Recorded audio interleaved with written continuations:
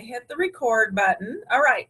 So today, as he just said, do you have something, or he knew that I was teaching this morning. So my favorite topic, but I think it's something that is really critical for us to have an understanding of. So I am going to share my desktop with you. Actually, going to shut that down. Okay, so we are going to be talking about enrollment and reporting and the evaluation basics. So let me put this, okay, thanks Sharon for letting me know. We are recording, so I'll have the recording for you. So enrollment and reporting, and this is a webinar that I had done when I very first started working in Nevada. I've actually done it multiple times in different places, but this is one I did, and I haven't done it since. I think we did it last year during the orientation, but I think it's a really critical one for us as we move into trying to get the trainings and figuring out how to report in 4-H online. So when we talk about this, you're going to hear 4-H online. I think all of you are pretty familiar with that program, which makes me happy. The other one that you may hear is ES237. So and I'm going to talk about what the ES237 and 4-H online is.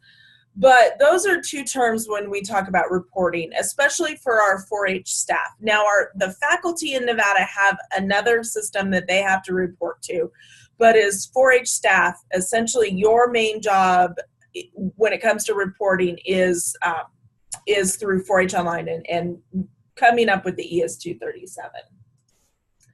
So 4-H online is our enrollment management system that we have within our program in Nevada. It's designed to help us track our enrollment numbers of youth and adults in clubs and groups. It gives us our project enrollment numbers. It gives us achievement and event participation. If you noticed, this year we did the event registration for the livestock judging through 4-H online, and I think it worked pretty well. It'll be interesting, we didn't have very many people register, but I don't know if that was just because of 4-H online or if that was actually because of it just didn't get registered. But there's also a way to track when you have when you have both youth and adults go through training, and then through that it's also how we come up with our ES237. So the ES237, what is that? And honestly, I would say as a county person, you don't hear as much about the ES237 as we used to, because the way the old enrollment management system is everybody, it wasn't the cloud-based where I can go in and look at the enrollments at any time that I can now through 4-H online. It used to be in your county office, you had a program that you used, and those numbers stayed within your office. So the only way I could tell enrollment numbers at that point was I would have to either call the office and ask, so how many kids do you have enrolled in swine this year? Or I would have to go based on the previous year's numbers.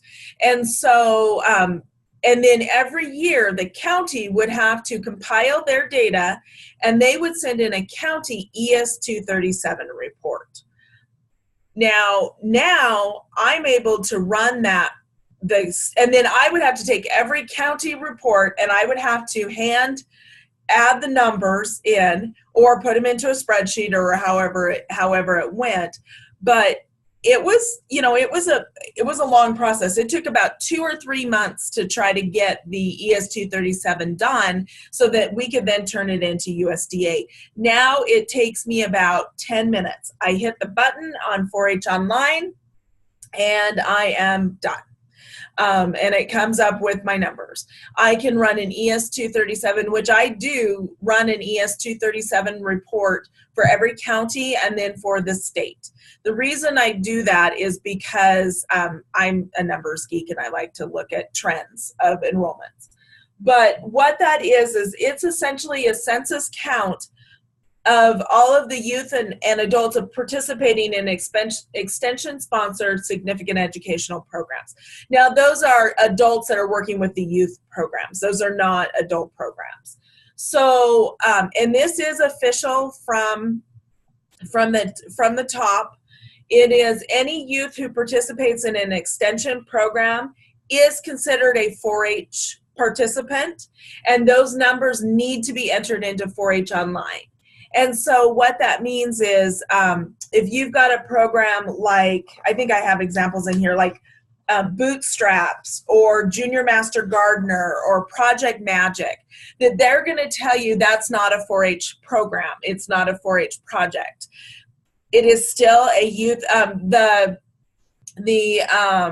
I think it's Veggies for Kids, or if they fall within our 4-H enrollment parameters, that's the other piece. They need to be ages 5 to 18. And so you need to also, if you've got preschool age, then they do not go into our youth report. But any youth in an extension program that's run by extension that's 5 to 18 needs to be put into 4-H Online. We also put in adults that work with youth programs or who attend training about 4-H youth topics. They need to be entered into 4-H Online as well. So who should report youth participation within our county staff? So while the 4-H Online enrollment management system, we use it for a lot to track our 4-H members. Those are individually enrolled. It's also really designed to track those all youth participants. So any extension professional who does youth programs, again, Junior Master Gardeners, school programs, those could be the Foods and Nutrition, the SNAP Ed, and the FNAP, Range Camp, Bootstraps, Project Magic, anything to that effect needs to be reported, and it can be reported in a variety of ways. It can be reported as an individual enrollment, and that's typically how we report our 4-H members and our adult volunteers. We have our 4-H enrollment form, and they fill it out, whether they do it through 4-H Online or they do it paper copy. We are collecting individual enrollments for them. Then there's also group enrollments, and this is really more of an aggregated data and a subject data collection, and those are for cooperative extension, any of those programs that handle youth. I am going to share with you actually the group enrollment form, and I believe this is up on the website. Whoops, that's not what I wanted. See, group enrollment form. There we go. So you can see this is a group enrollment form. So it's going to ask you what's the program name, and these are all when you go into 4-H Online. And I'm not going to go into how you do that. That would be something that you would want to do tomorrow morning. If you don't know how to do a group enrollment, that could be something that Erica would go over tomorrow morning during the 4-H Online session. But these are things that it asks you. What's the program name? Where did it happen? So, the program name might be, let's see, Sunnyside School, School Foods and Nutrition Program. The location is at Sunnyside School in whatever town. The description, now it won't ask you really for a big description in 4-H Online, but I think it's good to have that. What is the start date? What is the end date? That can be the same. It doesn't have to be any different. And then the 4-H year. So right now we're in the 2018-2019 4-H year. The club or the group. Now, you may not have, it's probably not a club, but it might be a group. And in that case, then you would have Sunnyside Elementary School. The delivery mode, in that case, it's probably a school enrichment program.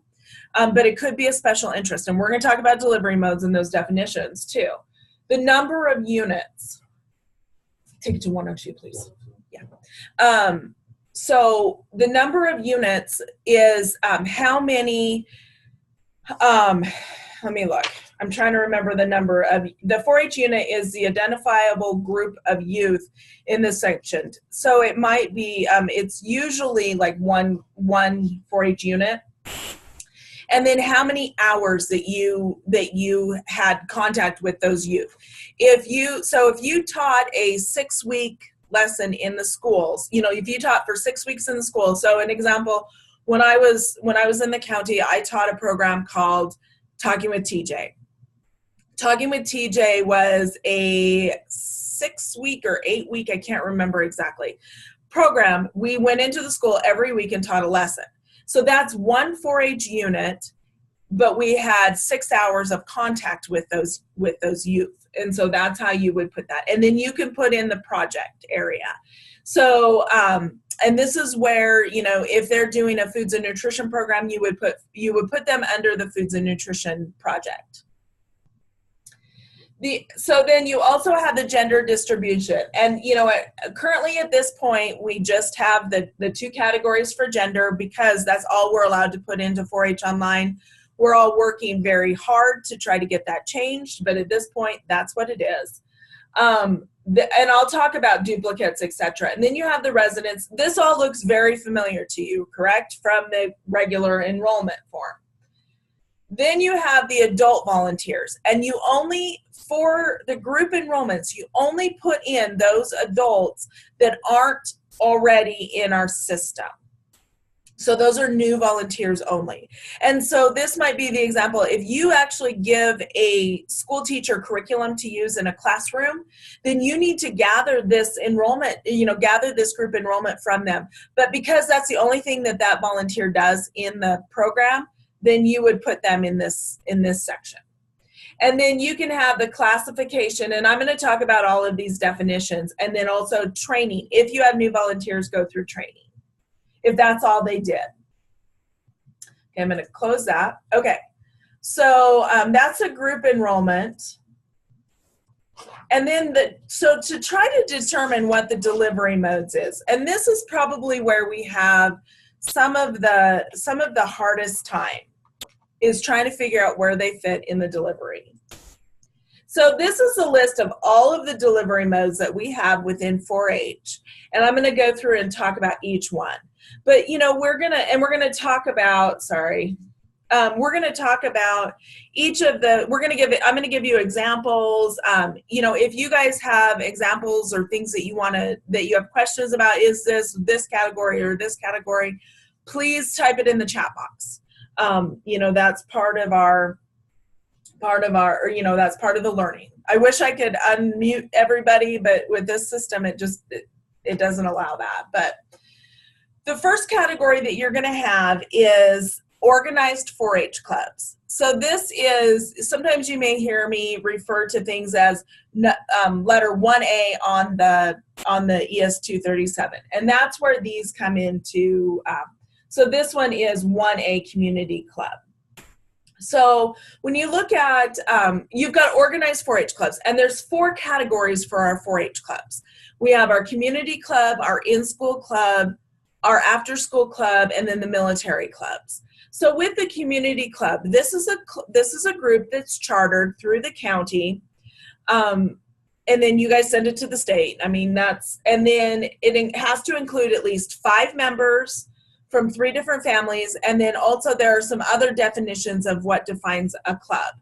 So within this, there can also be not only it's titled community club, but this is also where you put project clubs and family clubs. So I'm going to give you a definition of what a community club is. I'm going to give you a definition of what a project club is, so everybody understands those differences, because I know that has been a real confusion within Nevada. So a community club holds regular meetings, typically they're monthly, for all of the members to conduct business of the club, or they may do a community service project. Members are then those community clubs offer multiple projects within the club. So the members are then a part of a different project group. So you've got a community club that has an organizational leader, and that may be the only thing that leader does is they organize the club as a whole. So they make sure the enrollments get in, they make sure that all the fees are paid, they make sure that everybody's in the right projects. They organize the community service events. They organize if people are doing demonstrations that evening, for the different program, they may do demonstrations. And then the project groups, they will have a project leader, still a leader within that club, but they're considered a project leader. So then they are going to meet at a different time and they're going to focus in on one specific project. So community clubs are typically formed within geographic areas, schools, or housing communities. So an example, the Mountain View 4-H Club, they meet the third Monday of every month to conduct their business. They get a treasurer's report for the club. They get, they might do an educational activity, such as the club might do the National Youth Science Day experiment as a club. Or they might go, if you've ever heard of Operation Christmas Child, I think is the name of it, where you put together shoe boxes with different items, and then they're sent to a variety of countries for young people. So there might be toothbrush and socks and a toy of some kind in a shoebox, and then they're sent to a third world country for young people. So they may do that as a club. And then, but that club, the Mountain View 4-H Club, also offer projects like rabbits and swine and clover buds and photography and sewing and foods and nutrition. So the sewing group may meet during the winter months because, those that want to take a sewing project may meet during the winter months because you can't really work with a lot of animals during the year or during the winter. Now, granted, it depends on where you live, but, that could be. And then the kids that are in the swine project may meet during the summer months because fair is in September. And so those are, they're looking at that variety of things. Everybody understand that? And then a project club they meet regularly and they offer one project. So they may offer swine. And this is probably the thing that we see more often than the community club in Nevada, or it might be a horse club, or it might be a sewing club, or etc. And they may still do community service, but typically their community service is around that project area. Doesn't have to be, but a lot of times it is. And the other thing I want to define is what is a project. So a project is a planned sequence of age-appropriate and research-based learning opportunities. So it is a planned event. That's why we say you need to use 4-H curriculum, that it is age-appropriate and it's research-based. The result, as a result of that long-term, and it can be 6 weeks. It doesn't have to be, like year-round. It can be 6 weeks. That engagement in the project, the youth gains a better knowledge and develops skills based on those activities. So the other thing, I wanted to make sure that everybody understood community club is not a project. It is a delivery mode. And if you have a club within your community, because we have this across the state, and I just want to make sure people understand, if you have a club that's called, the community club, but you focus on service, if that's all that club does, then that is really a project club. And that project club, they are, there is a project for that. There's a project called Citizenship Agents for Change in Service Learning. And so you could, so they probably should be in a project club. And it can be everybody from all the different clubs, but it's truly not what we would consider a community club. that community club is that based around the geographic area. They get together regularly to do club business, but then there are project meetings outside of the club. Okay, hopefully that makes sense to everybody, because that's probably where I see the most confusion of any place else when it comes to how we report things. Then we also have our in-school clubs, and this typically is not a delivery mode that is used anywhere else except for in the South. Now it could, but typically it does not. In the South, their model is the 4-H staff person. In most cases, it's a 4-H agent, and they still call them agents in the South. It's a 4-H agent that goes into the school, and they have time set aside during the school day for 4-H, and they run a 4-H club. So they have officers, and they have projects, and they have, they hold business meetings, everything within the school system, within the school day.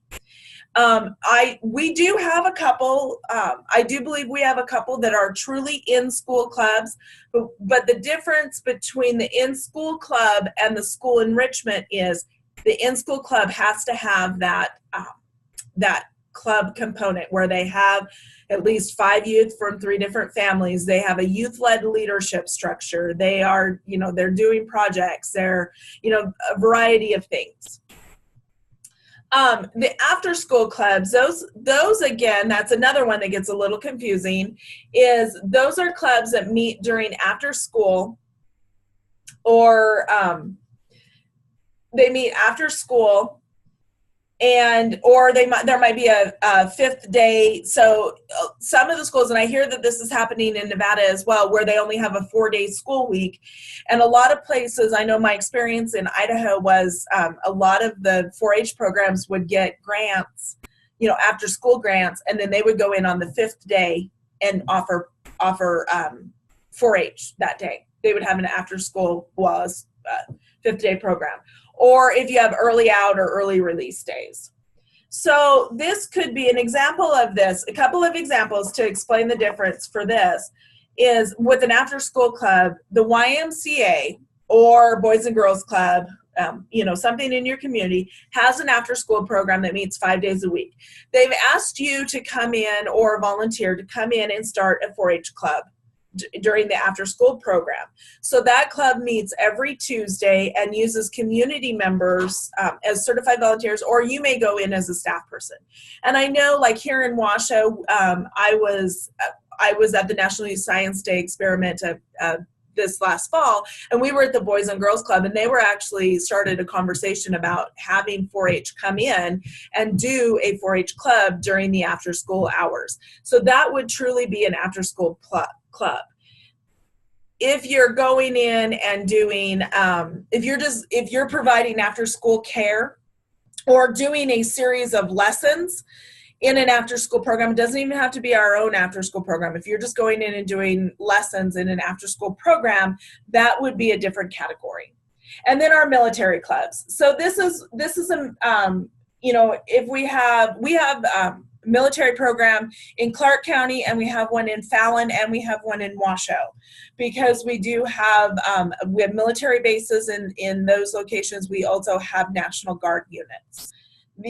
You might also get you might get a National Guard unit in your community that maybe has heard about it and wants to start a 4-H club within their with their families. And so they help, the parents decide they want to do this, so they help organize the club.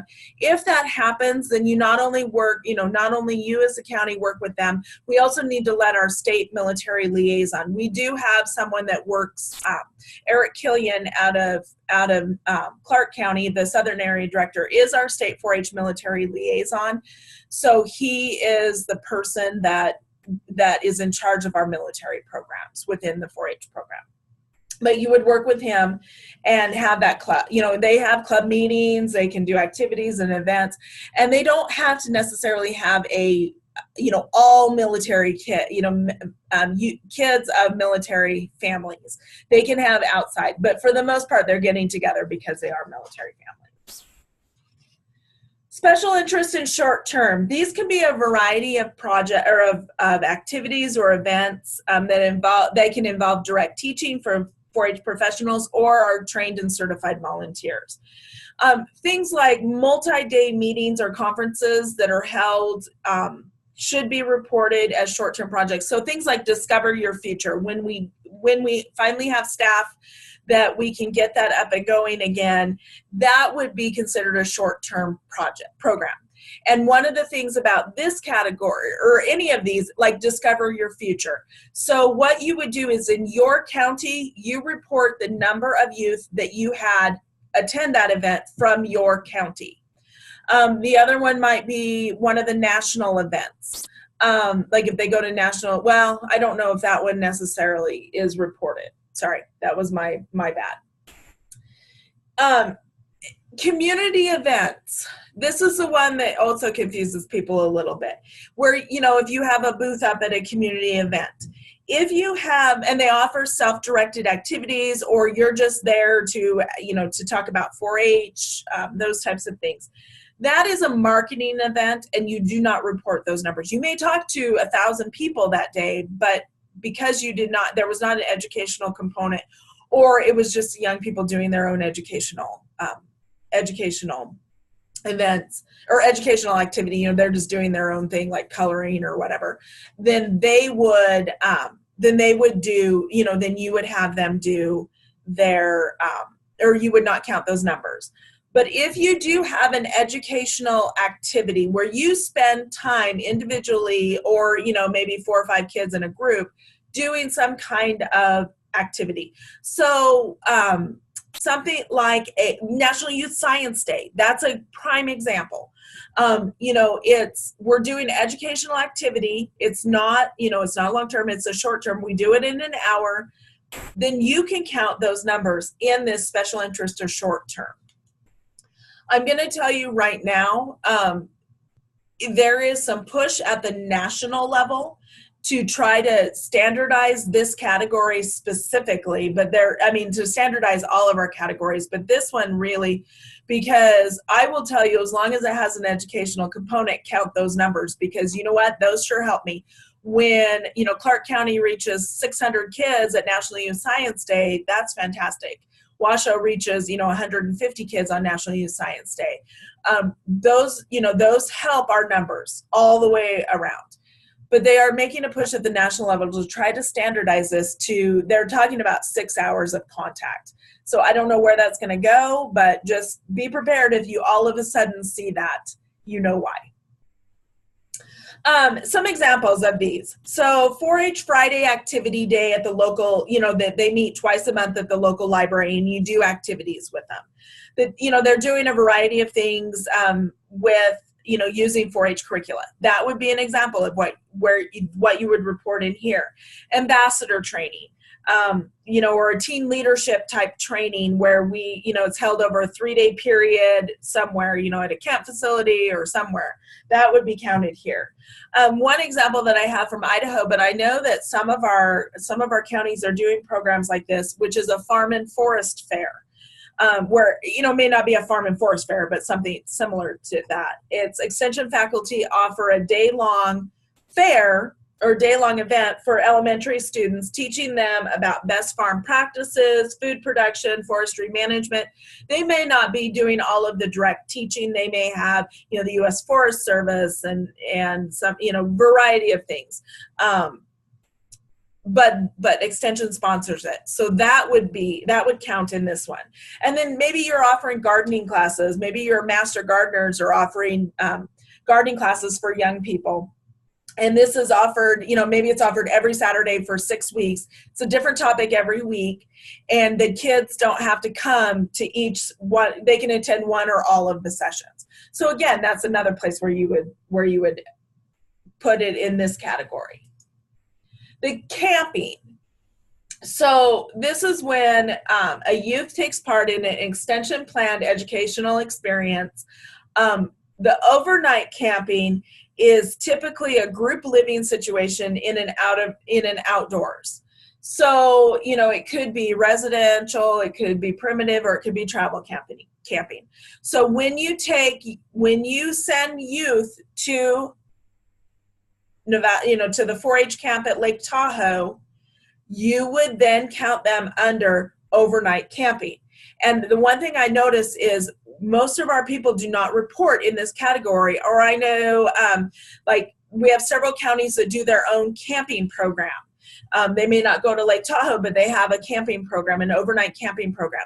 You need to report those numbers in the overnight camping. Those go in as a group enrollment. The other thing that I'll say is with all of the delivery modes from the short-term interest all the way through the rest, these are typically group enrollments. Then you have day camps. So day camps are usually, they're typically theme-based. They don't have to be, but sometimes they are. And they might be a multi-day program, but what the difference is the youth then go home every night. They don't spend the night at the event. So example, like some of our counties do a day camp, a spring break day camp. So they may hold a different, so on Monday they might do archery, and on Tuesday they might do sewing, and on Wednesday they might do something around foods and nutrition, and on Thursday they might do STEM activities, and on Friday they might do leather crafting. And so that is a day camp situation. They're all coming, they come home, they go home every night. Or, do it in the summer, or, those types of, or it might be all STEM related, but they're still in a day camp situation. There also might be very specific, like I've seen counties do a swine camp, where it's 3 days of learning about swine, and they're doing a lot of the same things that you do at camp. Like they might have a bonfire, and they might, sing camp songs and those types of things. But the kids still go home and sleep in their own beds every night. They don't spend, or they might stay at a hotel if they want to, if they're driving in from another location. They choose to drive in from another location, but lodging is not provided. School enrichment.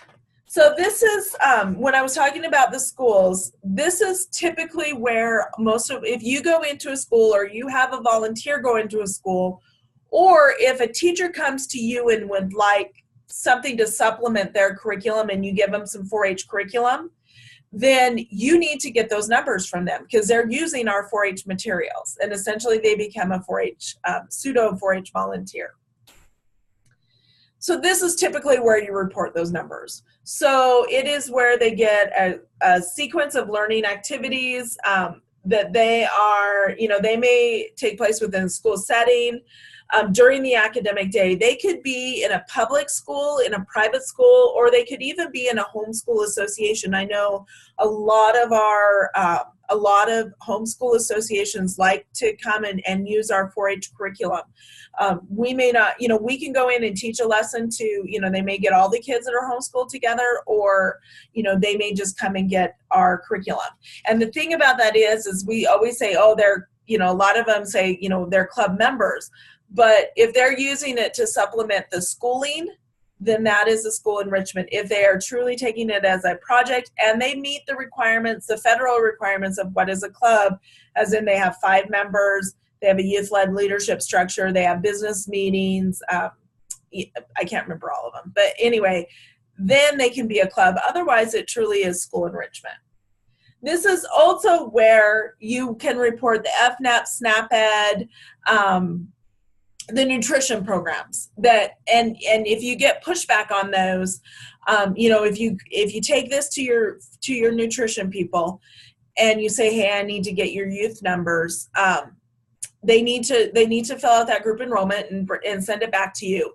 Again, if you get pushback, have them call me and I'll talk to them about it, because we did just get directive from ECOP, which is when you need anything done in extension, it is a group of extension directors that have been voted on by their peers to lead the organization forward. And ECOP just came out with a directive that they just voted unanimously that all extension youth programs are considered 4-H and must be reported within the ES 237. So, and then we have individual study, mentoring, and family learning projects. every once in a while we'll get an individual member that doesn't want to join a club, they don't want to, or a family that doesn't, or is typically, if we have a family club, that's a different situation, and we can talk about that. If you have a family of 6 kids and they don't want to join another 4-H club, then they're classified a little bit differently, and we can, if that happens, call me individually and we'll talk about it. But this is, more of just a one-on-one, the parent may be leading the child in that project. It's not always my favorite, because when you look at, what makes 4-H unique and why do we exist? We don't exist for the projects. The projects is just the carrot that we use to get them into the program. We want them to have that interaction with other adults besides their parents, because as we talked about in the developmental assets, they need a caring or a relationship with at least 3 additional caring adults besides their immediate family. We want them to gain those public speaking skills. We want them to interact with other youth. That is the important part of 4-H. The project is nothing. The project is just there. Like I said, it's just the carrot to get them in. I could care less about it. Then we have the school-age childcare. This is a very old term. We know that, but they will not change it. So this is the after-school programs. So, so Marie and Karen were on here, Karen Beatty from Carson, and Jim Barcelos goes into a 21st century after school program, weekly, and does STEM programming with them. That is an after school program. That is not an after school club, because they don't have those business meetings and they don't elect, have a youth led leadership and those types of things. That is an after school program.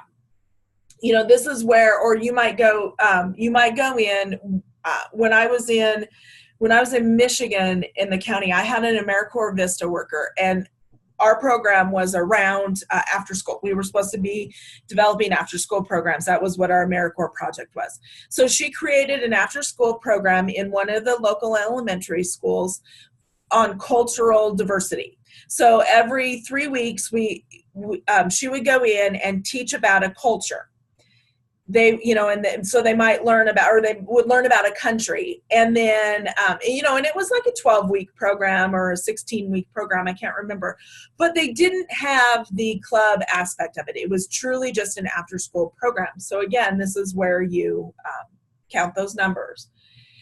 It can also be, it can be extension run, or it can be a partnership with a community organization. So,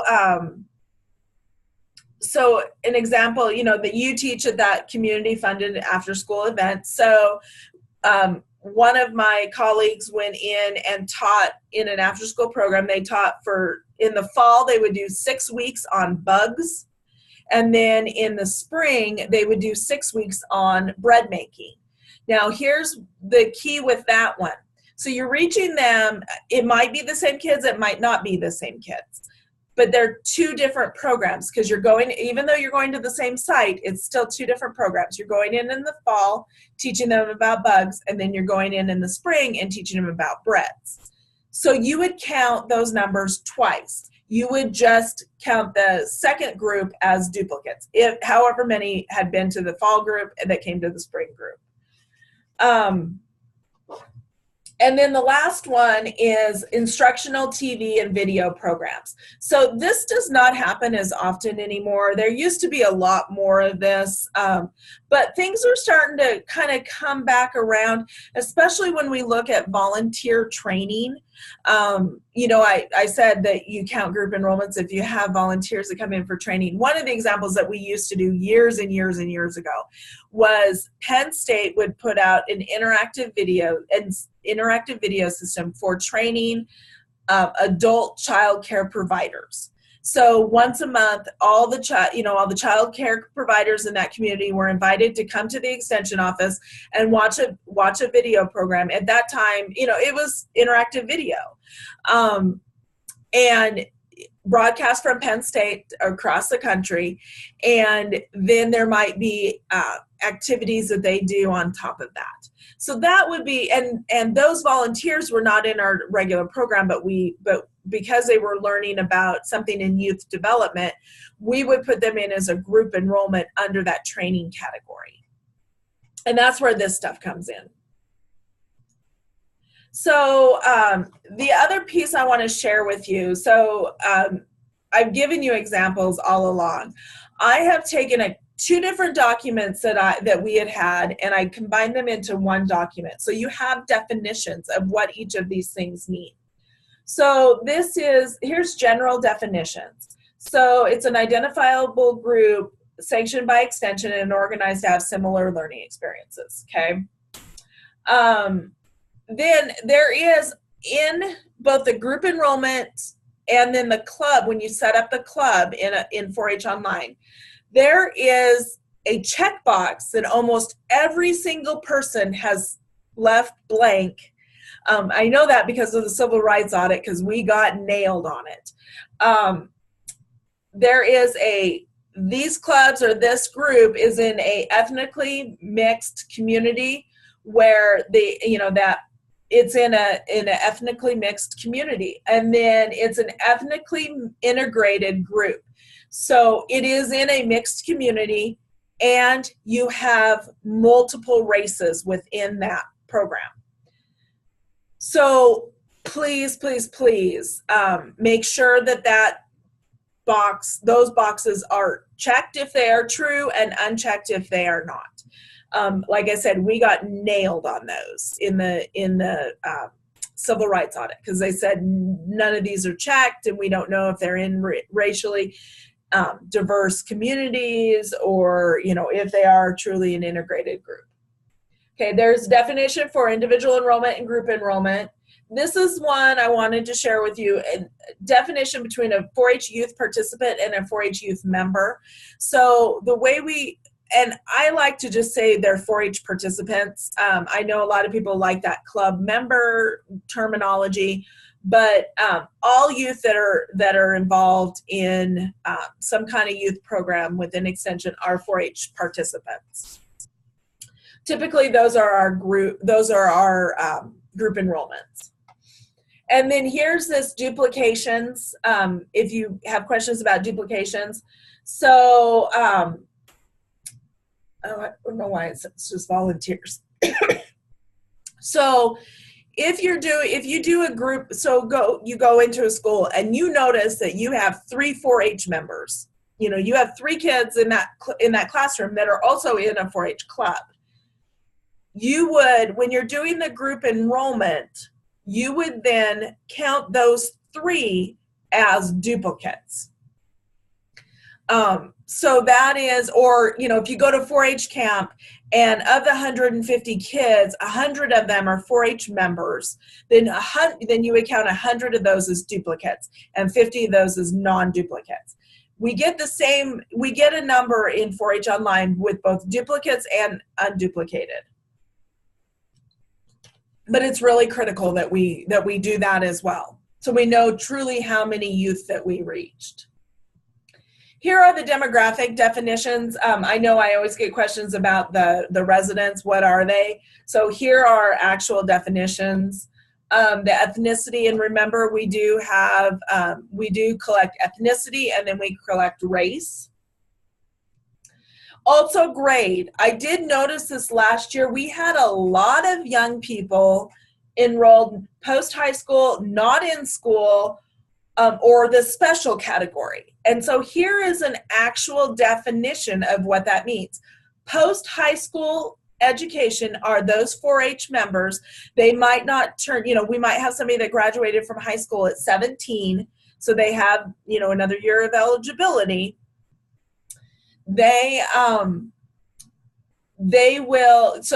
are enrolled in college or technical school or some kind of post-secondary education. You would count those under post-secondary education.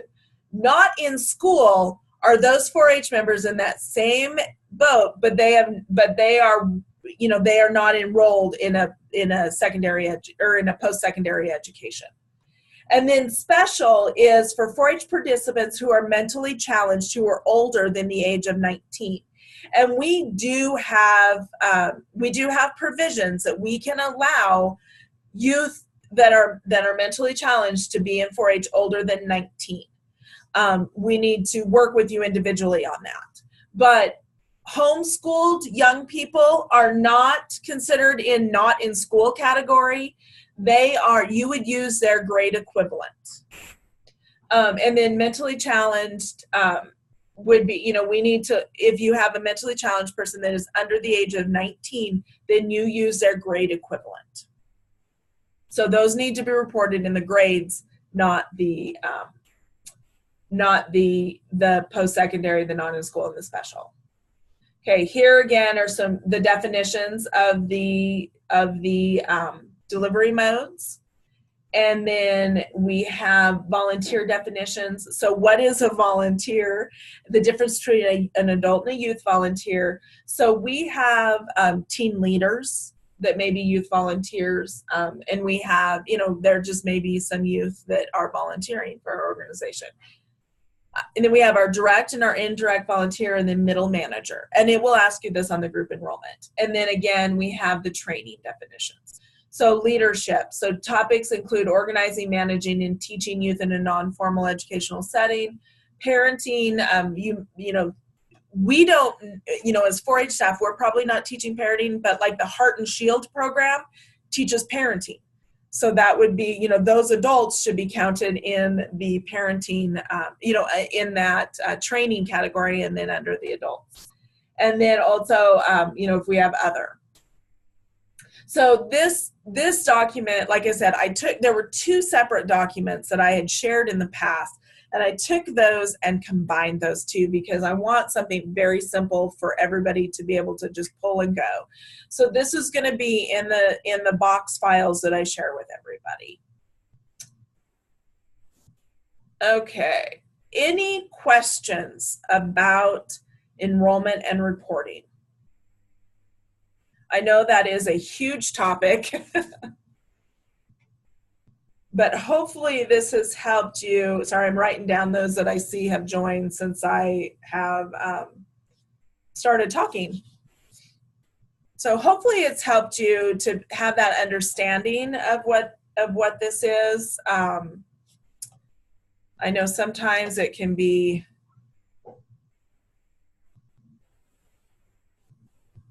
and if you ever have questions about, okay, Sam, and I have it recorded, so you can go back and look at, or you can go back and watch what you missed.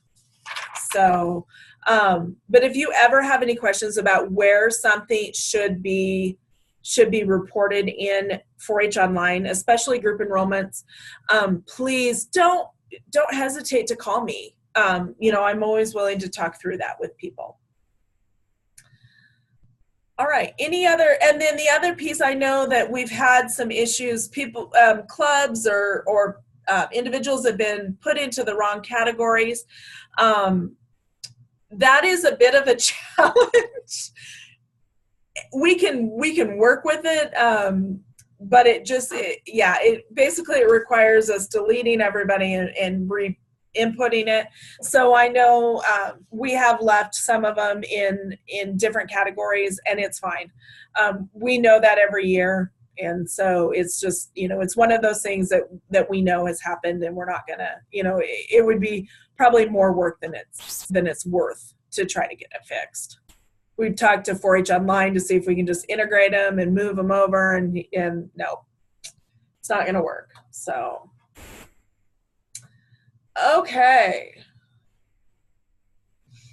so now we are going to go into my other favorite topic.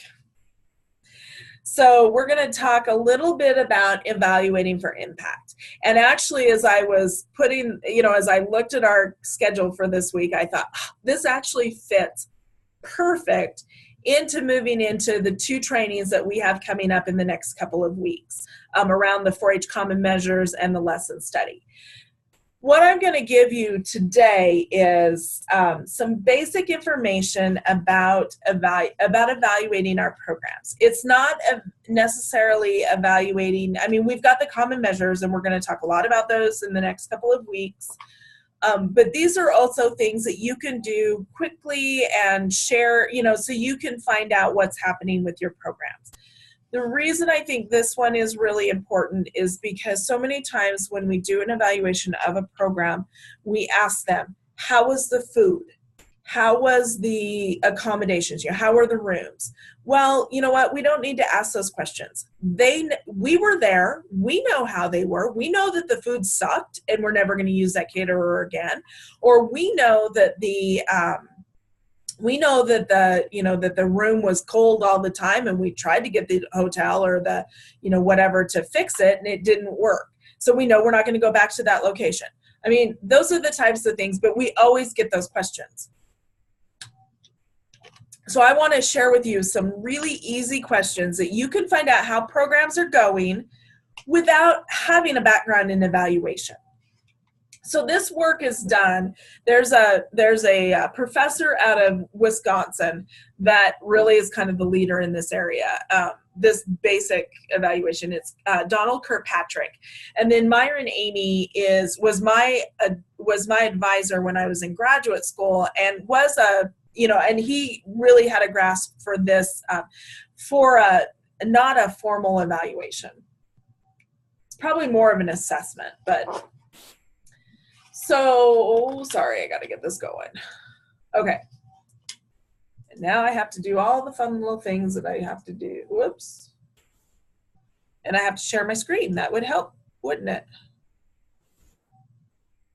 Okay. Okay, now I'm sharing my screen. Sorry, I have to get my chat box over so I can see if anybody has questions and see who joins. Okay, so evaluating for impact. So basically, by the end of this presentation, and part of the reason I give you the objectives is because of the when you're working on what do you want to know, you need to have objectives. And you're going to find, we're going to talk about this next week again, you're going to find when we start doing the common measures evaluations, using the common measures, we're going to ask you, what is it that you want to gain, what knowledge, what was the objective of the lesson that you did or the program that you did. So essentially you're going to find out why evaluation of programs are critical to you and your county program. You're going to know what Kirkpatrick's 4 levels of evaluation are, and you're going to use some of these guidelines for developing evaluation tools. So why do we evaluate? Well, we evaluate to determine the effectiveness of the program design. So, and this could be anything that you evaluate. It could be an example, YQCA. We have a couple of YQCA presenters on here. I know that there's a prescribed program that you need to follow, but maybe your teaching method might be a way that you could, you could do some evaluation to find out, so what are things that I want them to walk away with? What do I want them to remember? And what you can do is you can do a simple evaluation to find out. And maybe you're not changing the content that you're teaching. Maybe you're just training or changing a way that you're teaching. Or I see Samantha's on here, your after school programs that you do. Again, same thing. Maybe you just want to find out what they're retaining, and maybe there's a different way that you can approach teaching that. Maybe if there's a concept that you've just been explaining to people, but maybe you can do a hands-on activity with that instead. So those are the types of things that, I'm talking about when I talk about, program design and program effectiveness. So how was it received by participants? How did they fare on the assessment of their learning? And I'm going to share with you 2 examples of evaluations that I've used for years and years and years, and they really, to me, work very, very well. One is a very short form, one is a longer form. And what I can do is find out how the learners thought that they learned. And that they gained, the knowledge that they gained. And then you can determine if the instructional methods worked. Did the presentation mode work? Do these webinars always work? No, they don't. We know that. there are some topics I cannot do via a webinar. As much as we would love to, it just doesn't work. An example, the common measures and the lesson studies that we have next week. Now, granted, we got a grant for it, and so we have travel money, but it's also, we know that we need you in the room to really do some hands-on activities and to really explain it. That's one of the reasons why that one is face-to-face. The presentation method. So, lecturing versus hands-on. Now, again, this is not always my favorite method as far as, there's lots of ways that you can do hands-on activities with webinars, and I have some tips and tools. I don't always necessarily use them, but it's something, that we could, that you can find out, did that work or didn't it? The learning activities, and then their desired level for learning. That's always something to know. We also are always looking to improve our programs. And it might not even be just a program that you deliver. It might be a program that your county does. So maybe it's, it could even be the awards banquet or your achievement night. Maybe you want to do an evaluation of your achievement night. Did it reach the goals that you wanted it to reach? Just don't ask them how the food was. That's all I ask. Just don't ask them how the food was. But you could ask them for other ideas for menus, those types of things. Should the program be continued? That's another question. How do we, we're always trying to figure out, is this something that's still needed? How do you justify your existence? So, even though, and there's a couple of educators, I believe, on today, but which they have to do more hardcore evaluation, but we have to justify existence of 4-H every day. And so how do you do that? You have to do an evaluation. It does not, our stakeholders no longer want, there were 300, they do want, but they want additional, 350 kids that participated in 4-H, it was a 50%, we reached 50% of the population. Then they want to know, how did that program impact those kids? And that's where we start getting into some of these other evaluations. And then you're looking at the human capital. So, what are the resources that we're using? The individual competency, one of the things, if you've got people out instructing, you want to find out, are they truly competent to teach? Because I've seen people that should not be teaching. And sometimes you just have to say, this isn't quite, and even volunteers. We may have volunteers that are not good at teaching young people. They may not like young people, but they want to help or whatever. So sometimes we have to move them to a new role, or the social or the economic benefit. So the 4 levels of evaluation, and I'm going to spend the most time with this group on levels 1 and 2. Briefly, I'm going to talk about level 3 and 4. So in level 1, this is what you do during your program evaluation. So this would be one that you would either do during the event or immediately after the event. So level 1 is a reaction. Level 2 is what they're learning. And then the post-evaluation, this would be things that you would do 3 months, 6 months, a year out. This is why I don't spend a lot of time. This is not something that you're really going to have to deal with a lot. But level 3, you're looking at their behavior changes, and then level 4 is the results. So level 1, this is really that reaction, a customer satisfaction. Were the participants pleased with the program? Did they enjoy it? The perceptions of if they learned anything. We can just take based on if they think they learned something. We don't know if they truly retain that knowledge until a longer term survey or longer term evaluation. The likelihood that they're going to apply the content. We don't know if they've applied the content because they have, they've just finished the program. The effectiveness of particular strategies, or the effectiveness of packaging the course. And so that might be something, did you receive the information in a timely manner? Was the registration materials clear? Those types of questions. So a couple of questions that you could ask. in your opinion, please.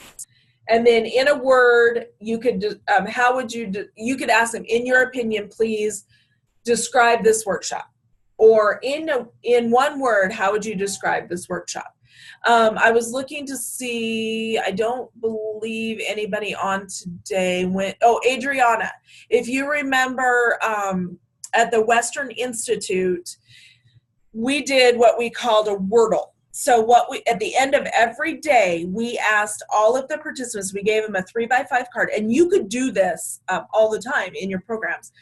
You could, you give them a 3x5 card and you ask them to write down 3 words of 3 concepts that they remembered that day. It could, it doesn't have to necessarily be 3 words. It could be, a phrase or whatever. You don't want it to go a sentence, or you could have a sentence. But then that evening, the planning committee would get together and we would pull those words together and we would create what is called a Wordle. A Wordle is all of those words put into a database and it comes up with a design. They actually have a 4-leaf clover. I wish I had an example of one right now that I could show you.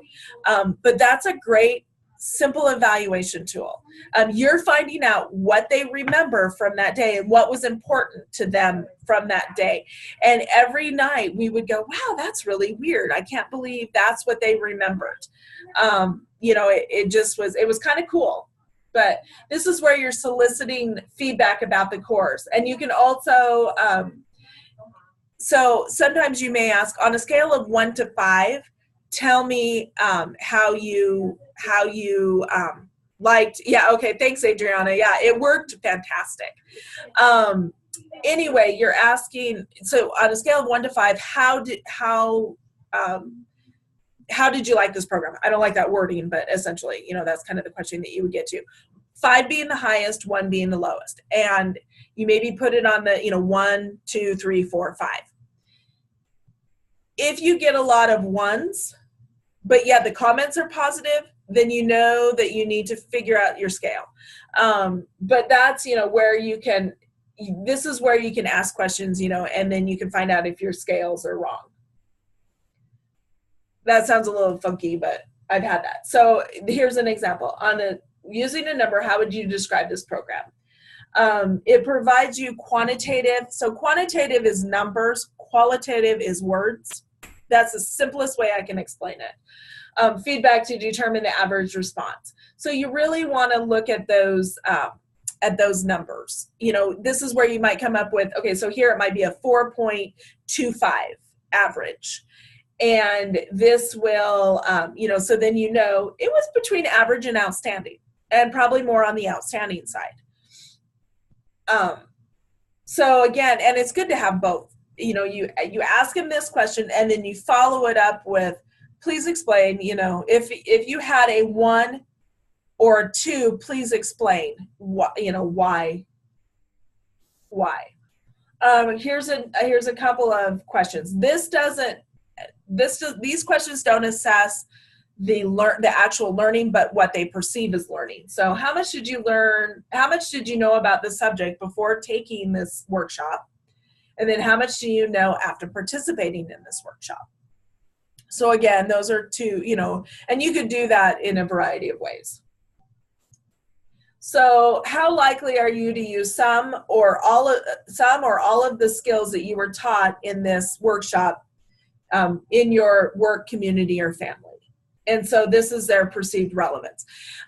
Most of you didn't see the survey that we did with the Setting the Table for Civility workshop participants, but we asked them a question, and it's not one. It was more of a, it was quantitative, where they were writing down. But we asked them, what do you plan to do with what you learned in your community? And we had them write out that information.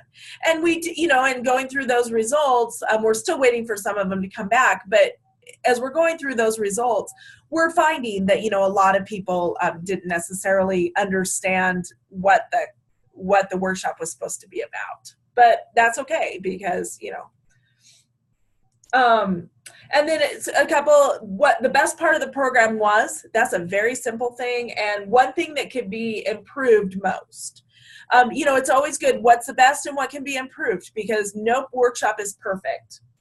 And again, you know, it gives you ways to look at this. So got some guidelines for evaluating reactions.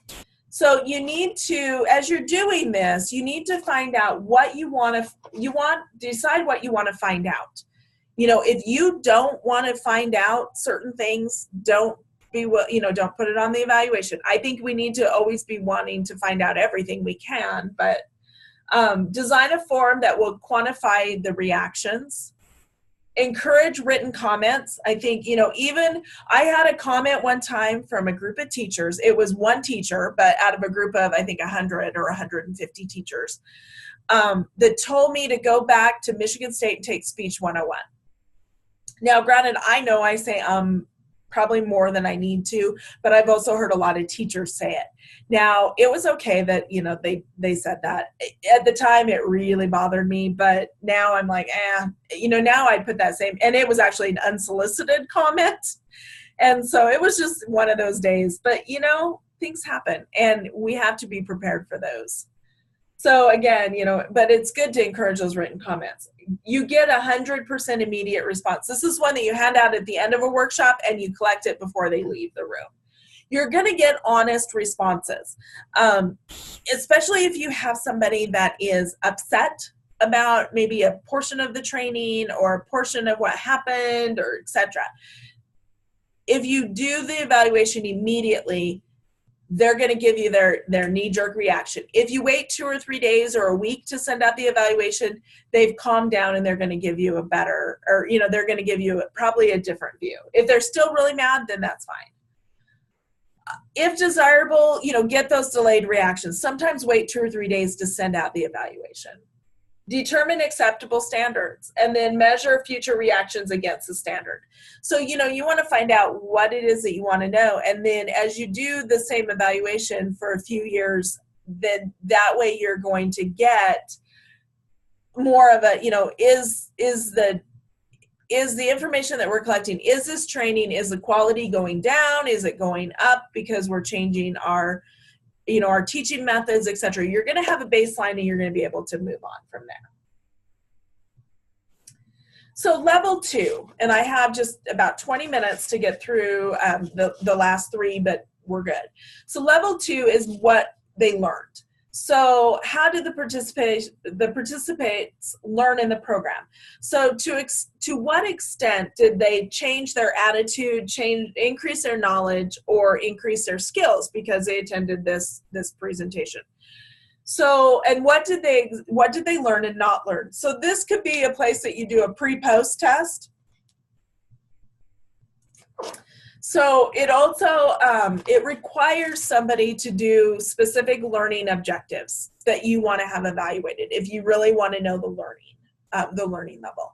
And the key is like anymore, I don't necessarily have to write down my objectives when I'm when I'm getting ready to prepare a teaching opportunity, because I've done it for so many years now. I can think about them in my brain and I know what they are, but, you know, I think it's really critical. And one of our sessions, and I can't remember which one it's going to be, is about how to prepare a lesson plan. And part of that, a big part of that, is writing objectives.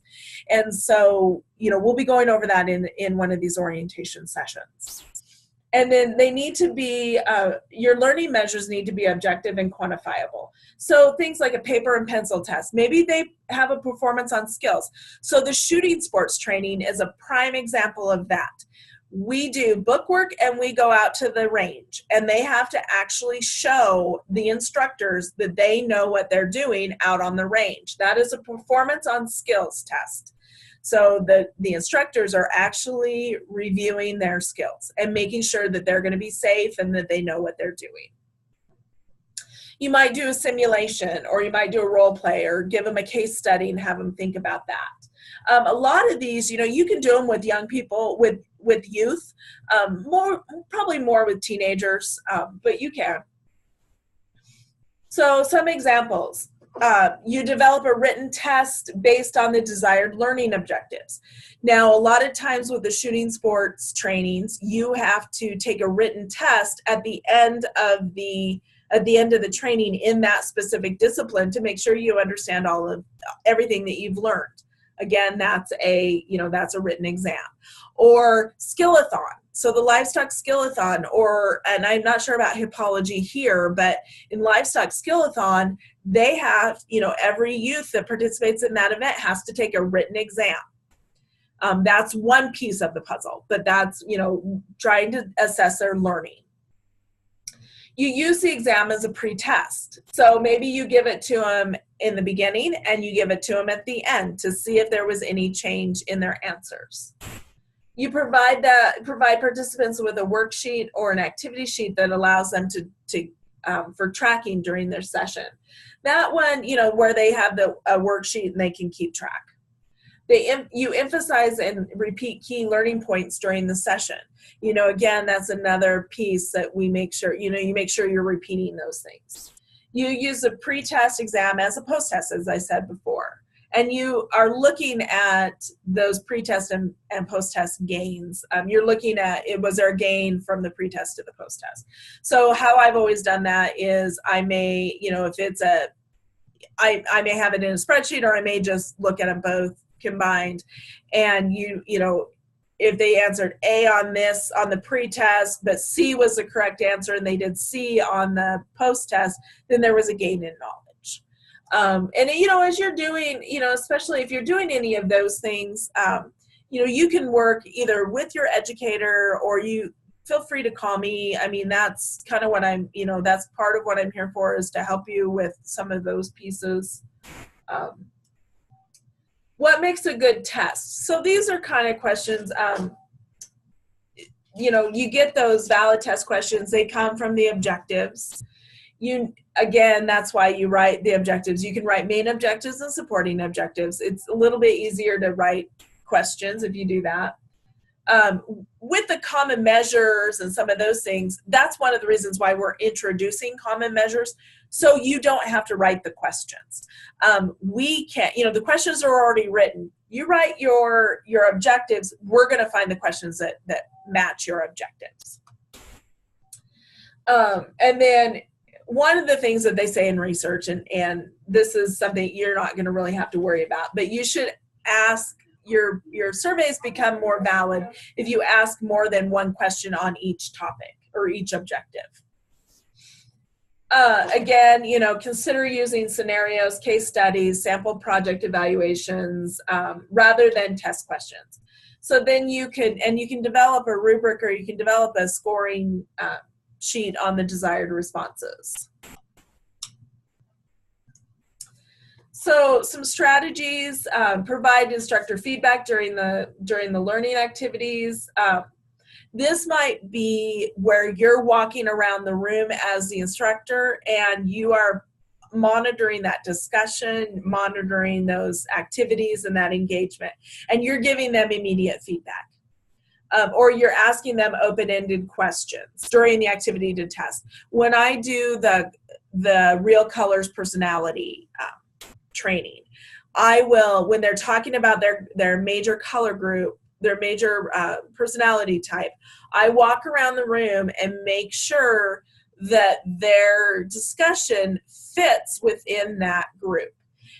If it doesn't, then I may ask the person that's kind of leading it astray, I may ask them a pointed question. Like, I may ask a gold person, which I don't know how many of you have ever gone through that training, but it's, I may ask a person in the gold group, so tell me how your closet is organized.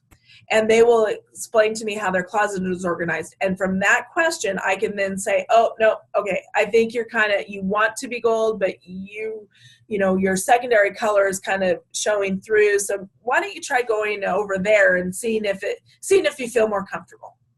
So you can do things like that.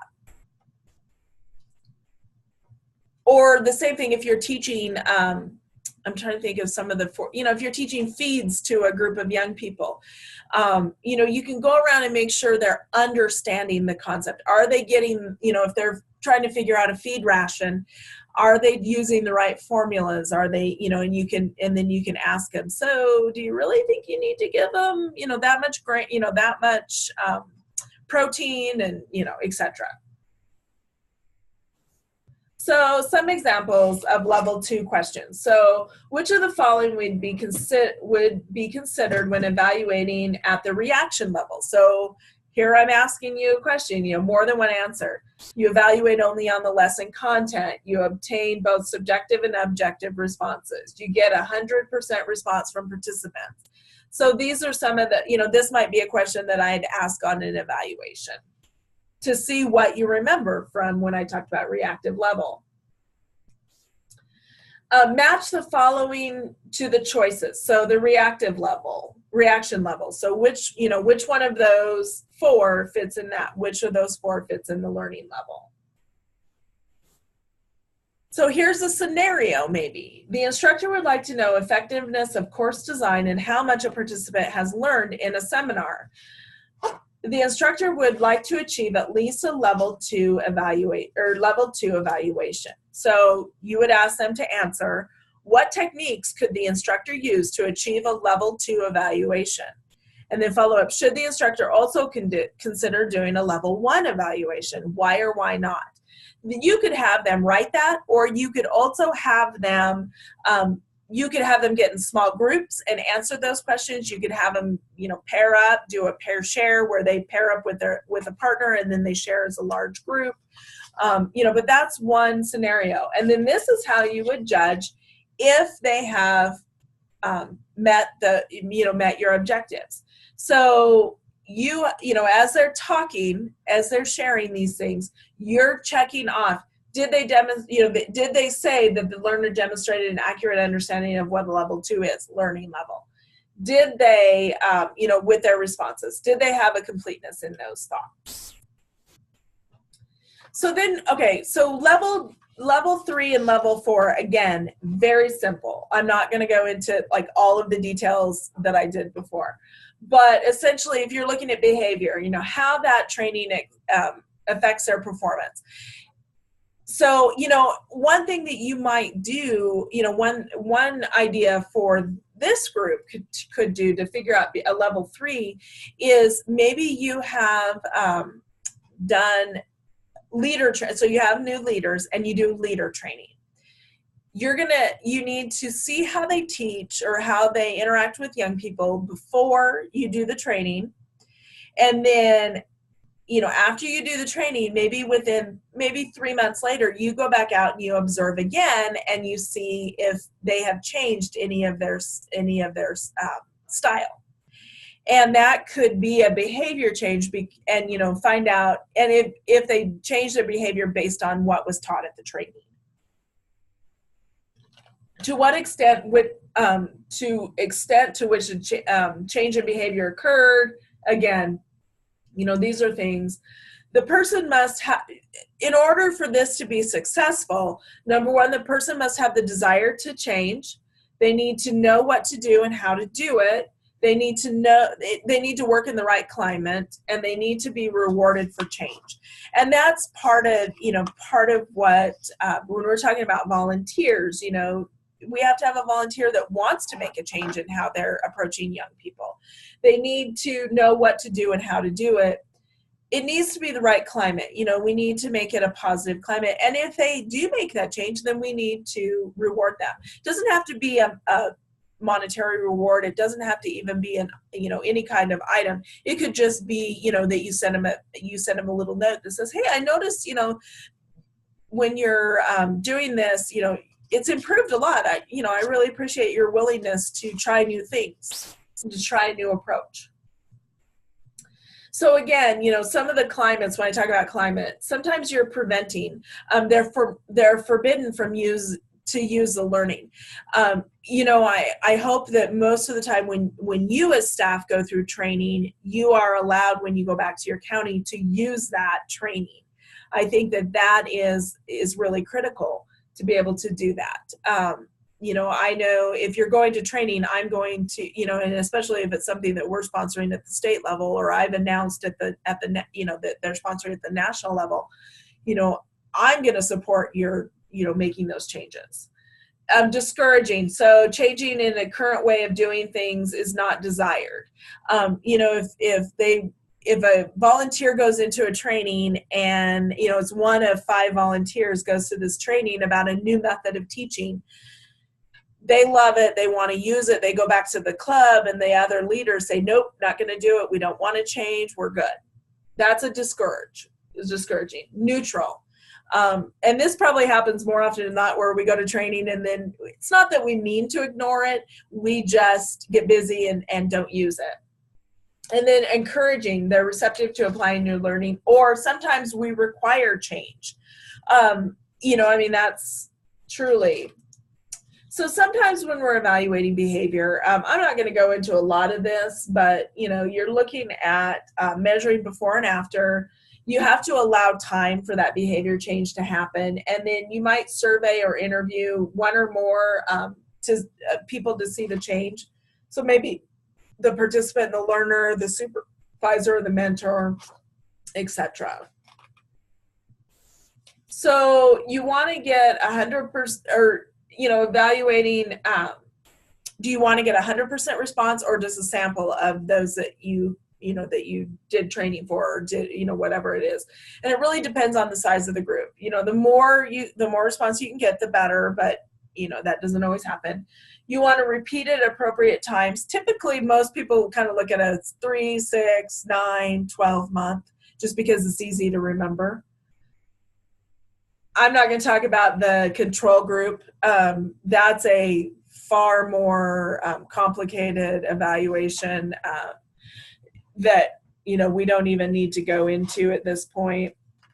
And then here's some examples of level 3 about things that you could do for level 3: observation, a survey or an interview, performance benchmarks. Maybe you've set a what you want the performance that you want to see before and after. And then, or you could do a portfolio. So again, with our 4-Hers, a lot of our counties do portfolios, and that's one way that we can see some change. And then here's some surveys that you could do. You'll get the PowerPoint, so I'm not going to do a lot of that. And then the level 4. So this is really the impact of the education and training on the organization or the community. And so this is, again, I don't think I've ever done a level 4 evaluation personally. I've gone to a level 3, but a level 4 is pretty tough to do. It can be done, and that's when we would probably pull in Bill Evans and have him help us do something like that. But, you can see some examples of level 4. How did the training save costs? You're starting to get into, but there could be. Did work output increase? Is there a change in the quality of work? Did the social condition improve? This could be one at some point if you're having a real struggle in your community or in your 4-H program with negativity. You could do a conflict management training or something about negativity and how you keep a positive attitude. We could eventually probably do a level 4 evaluation if you wanted to did that social condition change. But you could do a level 3 and I think it would be fine. But did the individual create an impact on the community, and was there evidence that there was change in the organization or community? So again, these are some of the guidelines, and and so that is at level 4. And as I said, that's one of those things. I don't know if I've ever done it. That level 1 and level 2 is the key. And that's when we get into when we start doing the common measures, and also when we, with the lesson study. So the lesson study is not only evaluation and professional, it's also professional development. We use what we learn, in the evaluation to then improve teaching. So, are there any questions about evaluation? Oh, I wanted to share, sorry. I was going to share with you 2 forms really quick. I might have them already pulled up. Okay, so these are two evaluations that I have used a lot over the years. I just changed the title of them essentially. So again, you know, describe the part of the training you appreciated most. How could the training have been better, could have better met your needs or expectations, or how could it be improved? How satisfied were you with this training? And then this is when I start getting into the level 2. These are all level 1. Then I start getting into level 2 questions of please check the areas below, or check the areas below as that you know, that are true as a result, and then explain. So my knowledge improved, explain. My skills improved, explain. My awareness improved, explain. This was a whole week training. This would be like our training this last fall in Boise, where we did in Reno, where we did strategic planning. But this one was, you know, so I could find out what were the pieces. If they said their skills improved, what part of the training did their skills improve? Those are the types of things I'm trying to find out. Did their skills improve in the same things that I wanted them to improve in? The other one, this is a longer form. So this was a very short form that I've used. Sorry, I've got to move this one over. This one was a short form when I know I don't have a lot of time. If it's a longer one, then I might, you know, and this is one. So why did you take part in this session? So this was a session that I did at the State Leaders Forum. So I asked them, why did you pick this session? What did you want to learn from this session? And what did you appreciate the most? And how could it have been improved? Again, all level 1 questions. And then this we don't have to worry about. That's just something that I was doing some stuff with. But again, I asked these questions, you know, about the evaluation. And then the other piece, this is a longer one too, because part of what I had to do it was evaluate my teaching. And we had a standard form that we had to use. But you could do something similar. Again, these are all level 1 questions. You know, we start getting into the level 2 when we start getting into these. So again, and those 2 evaluations will be in the Dropbox, you know, just as examples. I know that there's lots of other examples on, you know, that are being used that people, you know, that are good. So if you have some really good ones, please share them. Or if you see one that you think is really good, please share it. So I have got 11:30, and so time is up for today. Any questions about any of the topics that we talked about today?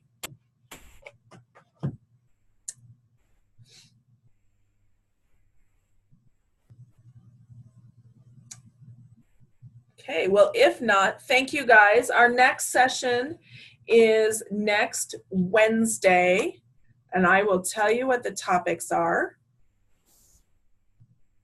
Next Wednesday at 10:30 to 11:30, so the 18th from 10:30 to 11:30, and the topics are going to be basic event management and service to community. So we're going to talk about those 2 topics.